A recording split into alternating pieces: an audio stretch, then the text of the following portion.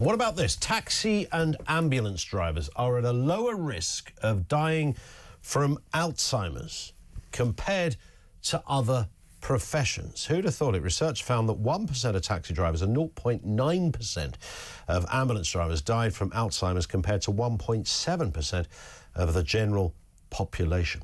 Let's speak with healthcare expert Thorrun Govind on this point. Thorrun, good afternoon to you. Good afternoon. Before we all race to become taxi drivers, this was, a study which looked at 400 professions, and that included cabbies and ambulance drivers. Yep. And yes, they did find that it might be the use of navigational skills might actually lead to better brain health. But if we then consider a pilot, for example, they're not seeing the same benefit because that is one, no straight route. But doesn't a pilot these days, they just press a button these days, don't they? And it lands in another country 3 hours later. Well, I mean, I wouldn't like to tell pilots how to do their job, especially because, especially if you're on the flight. Well, exactly. But I think this is a really, but I think people tend to, when they stop working and having those challenges to their brain, I think we do see that people tend to find that their brains don't work as fast. So I think this is, but I think the key point here is it's like using the brain, not a sort of random movement of trying to make you doing the same thing. I think that's the point here. And weirdly, it does kind of, when you hear those two professions, it does sort of make sense, doesn't it? You don't have to really have a sort of PhD in neurology or anything else to kind of go, you know what, that does make sense. You know, a cab driver is forever navigating and looking at roads and ways of, the brain is always doing that sort of labyrinthine gymnastics to get from A to B. And similarly, I suppose an ambulance driver, perhaps in a slightly different way, but they're also employing a great deal of urgency while simultaneously trying to find where Acacia Avenue might be because someone's tripped over the garden fence. So I can kind of see that, but I suppose, there's another part of me that thinks, well, why is a surgeon not on that list? Because, if anyone's brains are going to deeper depths than the rest of us, it would be someone who, operates on you to save your life. Well, I think we also need to put this in perspective, really. Yes, we're looking at Alzheimer's here, but actually, if you think about a cabbie, they may be for long hours sat in one place. They might not be drinking much water because they don't want to have to stop to go to the toilet.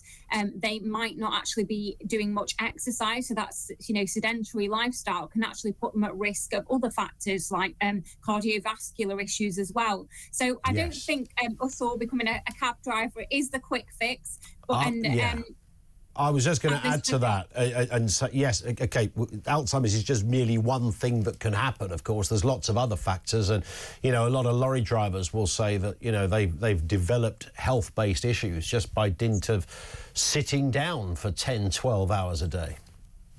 Yes, and viewers might be listening and thinking, is my job killing me? Well, actually, if you think about some of the other dangerous jobs out there, if you're an agricultural worker, you might be exposed to pesticides. If you are, an emergency responder, there's the risk of that high stress and trauma exposure as well. So I think lots of different jobs have different risks. And I think but doing a job is definitely a positive step forward, and having some sort of purpose is definitely a positive step, especially mentally. Yeah. I've often wondered that about, we often hear, this is a slightly sidetrack point, but it is, bear with me just for a second, because it does sort of connect. Kids gaming is always a big debate, isn't it? That, they're spending too much time, it's not good for their social skills. But I know there are other arguments that say, actually, there are also some improvements that can happen to children's brains, given the speed with which they are making connections. I watched my 10-year-old on an Xbox. You try and control what he's doing. I cannot keep up with the speed of what his fingers are doing on that controller. And he's not even looking at them. Like the old touch typists that could type away and never, ever look at the key. You could put the keyboard under a piece of material and they would still do it. It's like that, and there's arguments that say there could be benefits to things like that. Absolutely. And then alternatively, we have some jobs where people are stood up all day. In a pharmacy, your pharmacist is stood up for about 7.5 hours each day. Yeah. That is another risk of, varicose veins is my constant worry.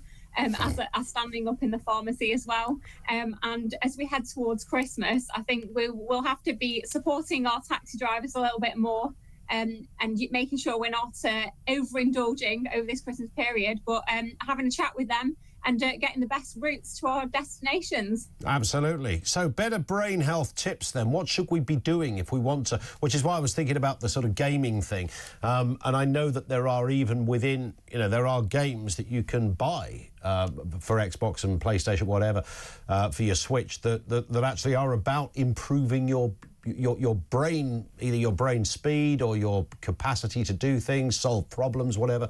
Is that stuff, it might make us feel good, but does it do anything? I think there's real benefits there. And I think even our diets, if you think about eating omega-3, so the fish, the vegetables, the flax seeds, if you think about managing stress, making sure we're getting that sleep each night, it can be difficult, but getting our heads down can really be of benefit. Staying hydrated is also going to have a positive impact on us. But I think lifelong learning is a really key point here, challenging ourselves to do different things, whether it's going on the apps and trying to learn a bit of French or a different language, just using different parts of our brains is definitely a positive step. There it is. Listen, Thorrun, always nice to talk. Thank you, Thorrun Govind, healthcare expert. And you go through those. I remember reading once that when you have a shower, you should close your eyes when you're washing. Because you know your own body so well, but it does alter the bit of your brain that you're using to have the shower. So same result, everything's fine, you're in a shower, you're in your own bathroom, doesn't matter. You're not going to, forget where your foot is just because you've got your eyes closed. Oh, where's my other arm? It was here before. Better open them just to check. You know where it is. It's fine. But it actually does something to your brain if you close your eyes. You're just employing a different part of your thinking system to perform the same act. But I don't, does any of that, if you do people who do crosswords incessantly, you tend to think, well, surely their brain health is amazing.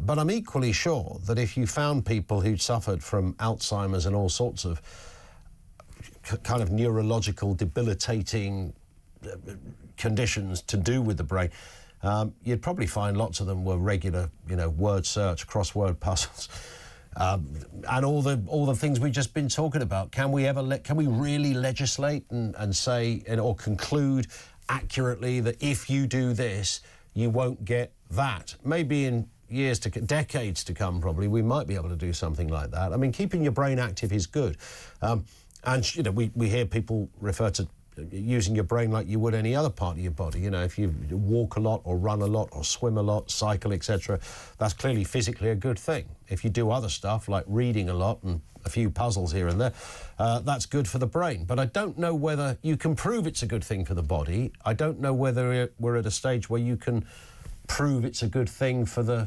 we know that revising works, but that's a slightly different thing. I don't know how you can quantify... If I were to do crosswords for... Sadly, the late Michael Mosley used to do TV programmes about this, didn't he? Where he'd take a group of mostly older people and they would try them doing something for like a week compared to another group of the same age not doing it for a week. And then they would see, they'd do some readings on this. I don't know how that quantifies when you start to do it with the brain. So, and I don't know whether the world of neurology knows that. I think they take maybe best guesses, but that is interesting that they did this big survey, and taxi and ambulance drivers are at a lower risk of dying from Alzheimer's compared to other professions, but they might be at a higher risk of other issues, bearing in mind the sitting down nature of the job.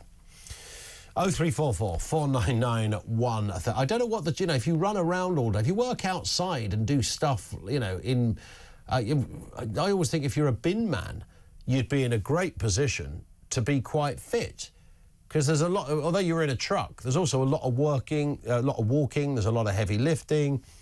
But I think I can speak for most bin men when I say that I don't think that bin men would say they were the healthiest people. Now, whether that's because they like a pint after work, I don't know. But you might imagine there's over the course of a day, if you do a bin round, like a postman's a better example. There's no fat posties, are there? It's impossible to be a fat postman. It's literally impossible. Surely.